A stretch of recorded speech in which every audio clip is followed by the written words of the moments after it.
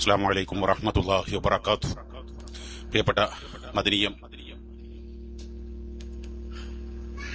ശ്രദ്ധിക്കുന്ന, ഉൾക്കൊള്ളുന്ന, ജീവിതത്തിൽ പകർത്തുന്ന മുഅ്മിനീങ്ങൾ, മുഅ്മിനാത്തുകൾ, ഇന്ന് അനുഗ്രഹീത മജ്ലിസാണ്.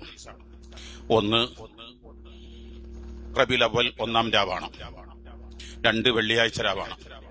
3 മഹാനായ ശൈഖുനാ ആശിഖുർ റസൂൽ കുണ്ടൂർ ഉസ്താദിന്റെ ചാരത്താണ്.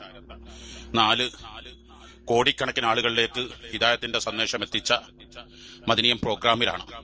എല്ലാ അർത്ഥത്തിലും ഈ മജ്ലിസിനെ കബൂലാക്കണേ അല്ലാഹ്, സ്വീകരിക്കണേ അല്ലാഹ്.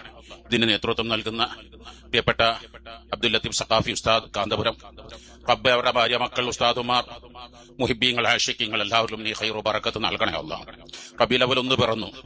ആ സന്തോഷം നമ്മുടെ വീടുകൾ കാണണം, നാടുകളിൽ കാണണം, നമ്മുടെ കുടുംബങ്ങളിൽ കാണണം. എല്ലാ വീടുകളും ദീപാലങ്കൃതമായിരിക്കണം. എല്ലാ വീടുകളിലും മൗലിദുകൾ നടക്കണം. അഷ്റഫുൽ ഖൽഖ് സ്വല്ലല്ലാഹു അലൈഹി വസല്ലമയുടെ ഹൃദയത്തിൽ ഒരിടം നേടാൻ നമുക്ക് കഴിയണം.